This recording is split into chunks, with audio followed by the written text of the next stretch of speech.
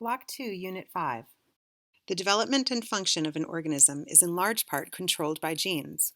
Mutations can lead to changes in the structure of an encoded protein, or to a decrease or complete loss in its expression. Because a change in the DNA sequence affects all copies of the encoded protein, mutations can be particularly damaging to a cell or organism. In contrast, any alterations in the sequences of RNA or protein molecules that occur during synthesis are less serious because many copies of each RNA and protein are synthesized. Geneticists often distinguish between the genotype and phenotype of an organism. Strictly speaking, the entire set of genes carried by an individual is its genotype, whereas the function and physical appearance of an individual is referred to as its phenotype. However, the two terms commonly are used in a more restricted sense. Genotype usually denotes whether an individual carries mutations in a single gene or a small number of genes, and phenotype denotes the physical and functional or observable consequences of that genotype. A fundamental genetic difference between organisms is whether their cells carry a single set of chromosomes or two copies of each chromosome. The former are referred to as haploid, the latter as diploid. Many simple unicellular organisms are haploid, whereas complex multicellular organisms like fruit flies, mice, and humans are diploid.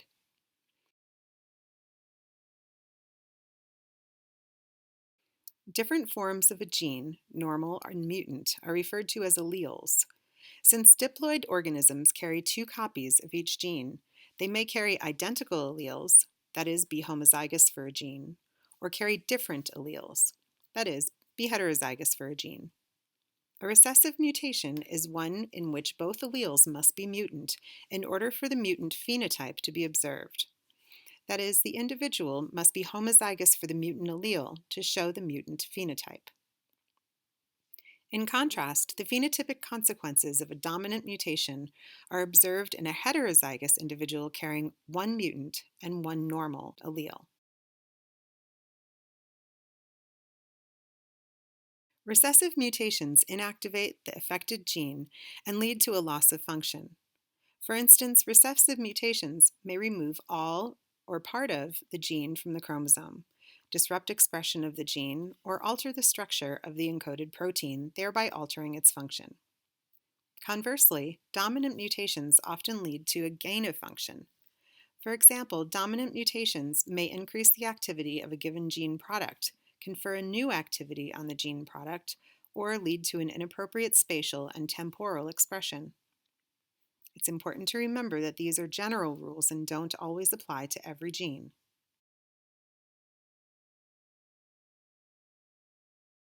Inheritance patterns of recessive and dominant mutations differ. Recessive and dominant mutations can be distinguished because they exhibit different patterns of inheritance. To understand why, we need to review the type of cell division that gives rise to gametes, sperm and egg cells in higher plants and animals. The body, somatic cells, of most multicellular organisms divide by mitosis, whereas the germ cells that give rise to gametes undergo meiosis. Like body cells, premeiotic germ cells are diploid, containing two of each morphologic type of chromosome. Because the two members of each such pair of homologous chromosomes are descended from different parents, their genes are similar but not usually identical.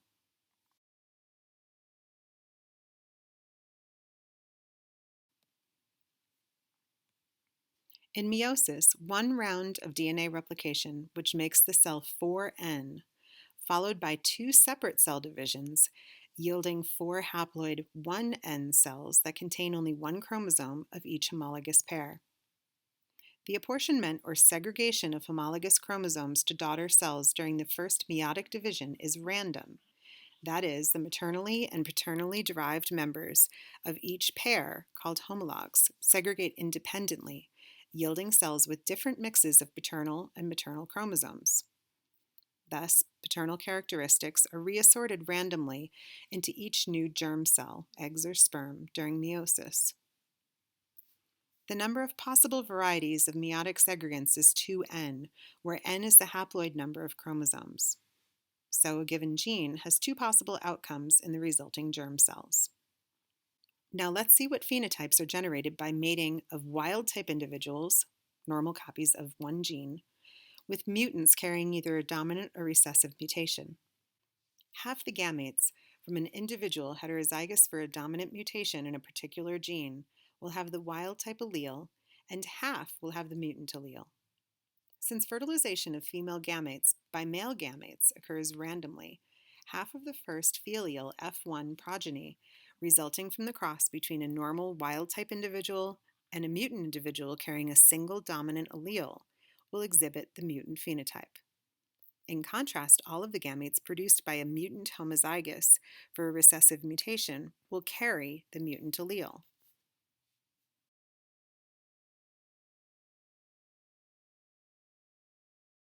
Thus, in a cross between a normal individual and one who is homozygous for a recessive mutation, none of the F1 progeny will exhibit the phenotype. However, 1/4 of the progeny from parents, both heterozygous for a recessive mutation, will show the mutant phenotype.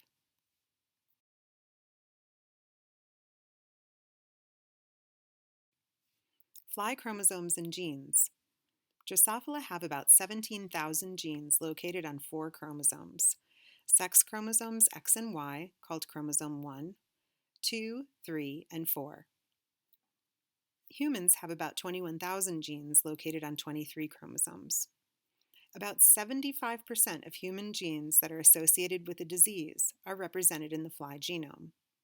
Interestingly, humans also share about 50% of their genes with bananas. Female flies are XX and males are XY, as in human. Chromosome 4 is small and contains hardly any genes.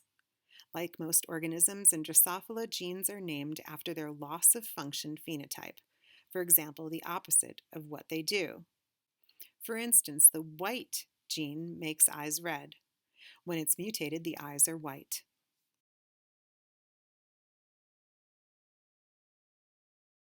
Genes and names.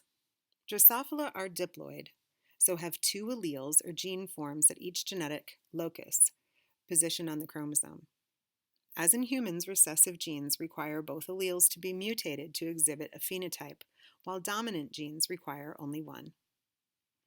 To indicate the genotype for Drosophila, the following rules apply. 1. Gene names are italicized. 2. Lowercase gene names are recessive, while uppercase gene names are dominant. And number 4, if not gene name or plus, the gene is wild type or normal. So, if the italicized gene name is provided, it is mutated. For example, a singed serrated wing fly would be written lowercase sn over lowercase sn, semicolon, capitalized ser over plus. What this tells you is that sn, because it's lowercase, is a recessive gene. The uppercase ser, or serrated wing, is dominant, and the plus indicates that this fly is heterozygous for the serrated wing gene. By default, lowercase s, lowercase n means the mutant gene, while wild-type genotypes are sometimes completely omitted. If you need to emphasize for clarity, you can write the wild-type allele as SN plus, or just simply plus, and the mutated as SN negative.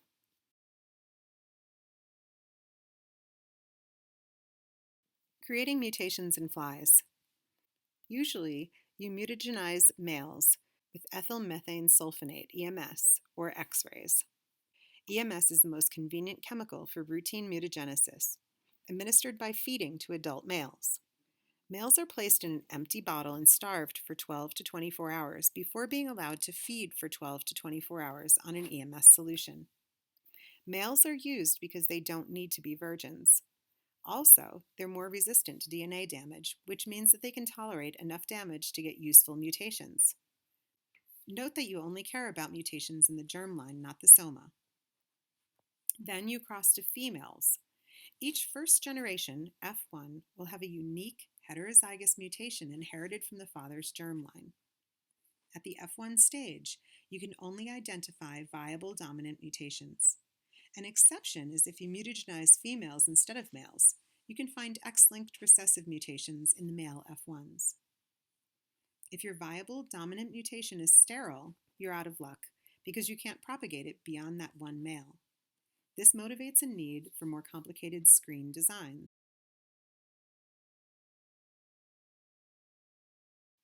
Maternal effects. In addition to supplying half the DNA, eggs are full of nutrients, which in animals with large yolky eggs support the need of the embryo until it can acquire food on its own. Eggs of all animals also contain mRNAs and proteins that are supplied to or deposited in the egg as it develops during oogenesis.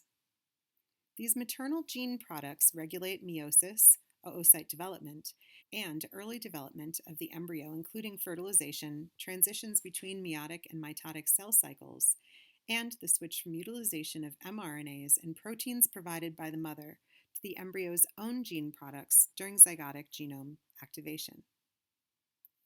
What is a maternal effect?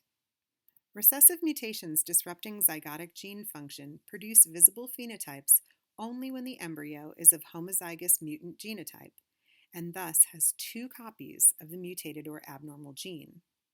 Remember that zygotic means belonging to the offspring, not the mother. Embryos with only one copy of the mutant allele are heterozygous and so appear normal.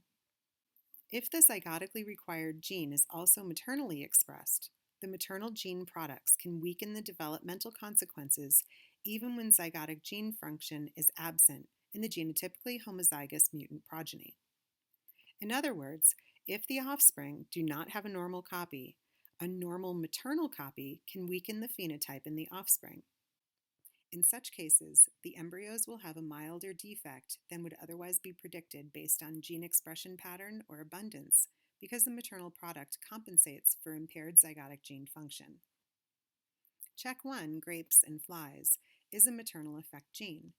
A normal copy is required in the mother. The mother fruit fly gives normal grapes RNA to her offspring in the egg, and the offspring survive regardless of the genotype of the offspring. If the mother fruit fly does not have a normal copy of grapes, all of her offspring die.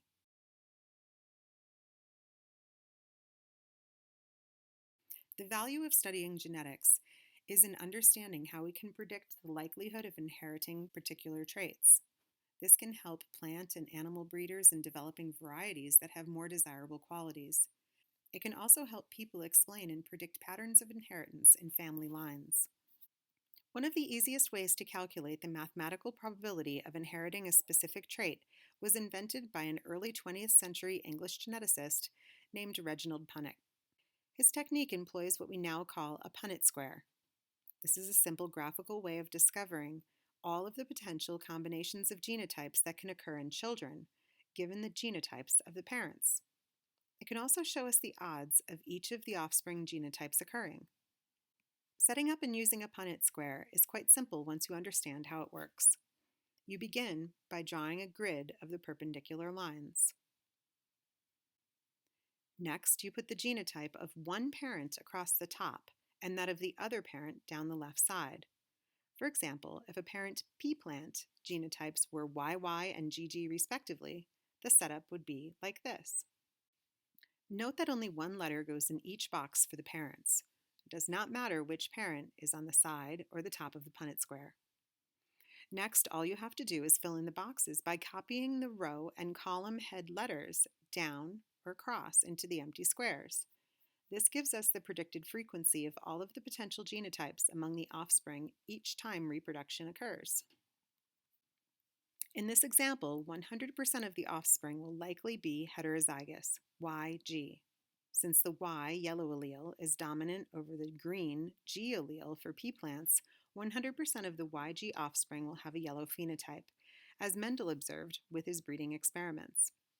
In another example shown here, if the parent plants both have heterozygous YG genotypes, there will be 25% YY, 50% YG, and 25% GG offspring on average. These percentages are determined based on the fact that each of the 4 offspring boxes in the Punnett square is 25%, 1 out of 4. As to phenotypes, 75% will be Y, and only 25% will be green, or G. These will be the odds every time a new offspring is conceived by parents with YG. An offspring's genotype is the result of the combination of genes in the sex cells or gametes, sperm and ova, that came together in its conception. One sex cell came from each parent. Sex cells normally only have one copy of the gene for each trait. For example, one copy of the Y or G form of the gene in the example here. Each of the two Punnett square boxes in which the parent's genes for a trait are placed, across the top or the left side, actually represents one of the two possible genotypes for a parent sex cell. Which of the two parental copies of a gene is inherited depends on which sex cell is inherited. It's just a matter of chance. By placing each of the two copies in its own box, it has the effect of giving a 50% chance of it being inherited. If you're not yet clear on how to make a Punnett square and interpret results, take the time to try to figure it out before going on in this unit. Are Punnett squares just academic games? Why is it important for you to know about Punnett squares? The answer is that they can be used as a predictive tool when considering having children. Let us assume, for example, that both you and your mate are carriers for a particularly unpleasant genetic inherited disease such as cystic fibrosis. Of course, you're worried about whether your children will be healthy or normal. In this example, let us define A as being the dominant normal allele and lowercase a as the recessive abnormal one that's responsible for cystic fibrosis. As carriers, you and your mate are both heterozygous, uppercase A and lowercase a. This disease only afflicts those who are homozygous recessive, carriers of both the lowercase a or recessive mutant genes. The Punnett square here makes it clear that at each birth, there will be a 25% chance of you having a normal homozygous child, a 50% chance of a healthy heterozygous carrier child like you and your mate, and a 25% chance of a homozygous recessive child who will probably eventually die from this condition. If a carrier, uppercase A and lowercase a, for such a recessive disease mates with someone who has it, who is homozygous for the mutant allele, the likelihood of their children also inheriting the condition is far greater, as shown here. On average, half of the children will be heterozygous and therefore carriers. The remaining half will inherit two recessive alleles and will develop the disease. It's likely that for every one of us is a carrier for a large number of recessive alleles. Some of these alleles can cause life-threatening defects that are inherited from both parents. In addition to cystic fibrosis, albinism and beta thalassemia are recessive disorders. Some disorders are caused by dominant alleles for genes. Inheriting just one copy of such a dominant allele will cause the disorder. This is the case with Huntington's disease, achondroplastic dwarfism, and polydactyly. People who are heterozygous are not healthy carriers. They have the disorder just like the homozygous dominant individuals. Punnett squares are standard tools used by genetic counselors. Theoretically, the likelihood of inheriting many traits, including useful ones, can be predicted using them. It's also possible to construct squares for more than one trait at a time. However, some traits are not inherited with the simple mathematical probability suggested here.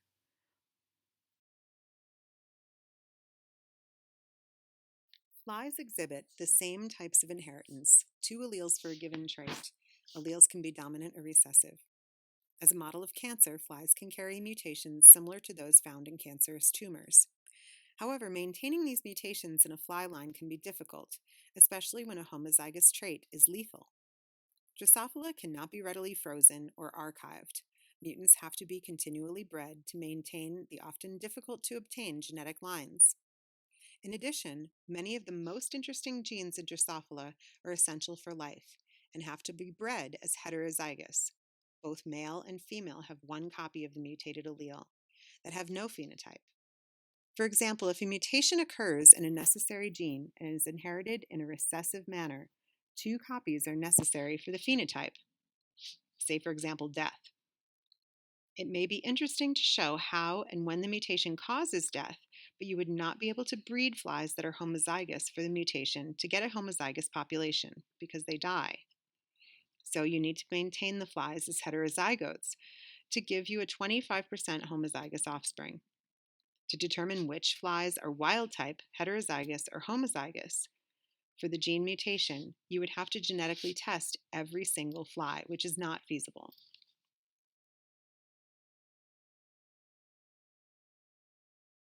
This gives you two problems. First, it leaves you blind as to whether you're still propagating the mutation.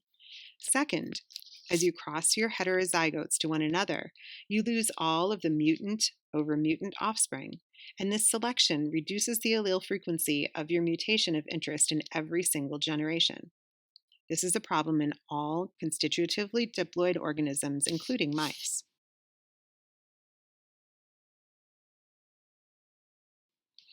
In Drosophila, the solution for studying mutations that are recessive lethal or recessive sterile is to use a balancer chromosome. This is an engineered chromosome that contains an inversion in the region where your gene is located. This inversion prevents recombination and the possibility of creating a complicated genotype with multiple copies of the mutated gene. The balancer chromosome also contains a phenotypic marker. This is something that you can see in the flies, like curly wings. Therefore, the flies that have the mutation would also have a chromosome that has a normal gene but inverted, as well as curly wings. In the end, when you're using a balancer, you can maintain a stock of flies that are heterozygous for the mutated gene and allows you to see very clearly in development which flies are heterozygous and which are homozygous, which would die later on. Balancer chromosomes also contain a recessive lethal gene, so if two copies of the balancer are inherited, the fly will die. How balancer chromosomes work? Balancer chromosomes keep homozygous lethal or sterile mutations from being lost from a population, and they prevent multiple alleles on the same chromosome from being separated by meiotic recombination. All balancers have two essential features: recessive deleterious mutations and inversion breakpoints. A recessive lethal or sterile mutation is one gene that can be maintained in a population if it's combined with a recessive lethal or sterile mutation in another gene on the homologous chromosome. This arrangement of mutations is called a balanced system, and it's where the term balancer comes from. A balanced system will only persist if no meiotic recombination occurs between the deleterious mutations to generate chromosomes lacking mutations. Chromosomal inversions prevent the recovery of recombinant chromosomes in two ways. First, crossovers do not form in the vicinity of inversion breakpoints because synapsis is inhibited. Second, single crossovers inside inversions lead to aneuploid gametes that cannot give rise to normal offspring. Balancers contain a lethal recessive allele, so the balancer chromosome can only be recovered as a heterozygote.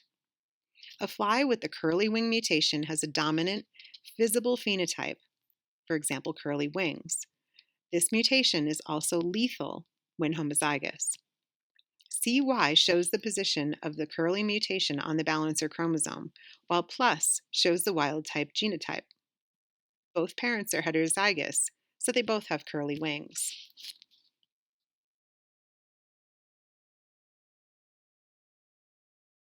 Live offspring of this cross are all either heterozygous for CY or they are wild type. The homozygotes for CY chromosome all die.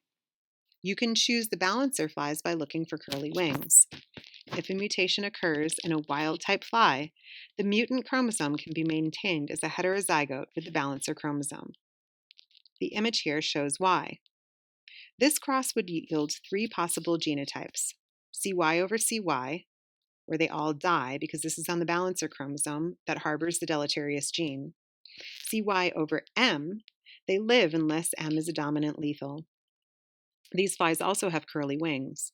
And M over M, which might survive, but they don't have the curly wings. The fact that there are inversions built into the balancer chromosome means that crossover cannot occur between the balancer and the other chromosome. Hence, if the researcher selects curly-winged flies for future work, he or she is guaranteed to have obtained a heterozygote with one copy of the mutation. Other balancer chromosomes have also been made using lethal recessive alleles. Furthermore, additional or different phenotypic dominant markers can be used. Small modifications of this basic approach can be used to generate flies that are homozygous for a given chromosome, or homozygous for every chromosome if enough balancer chromosomes are available.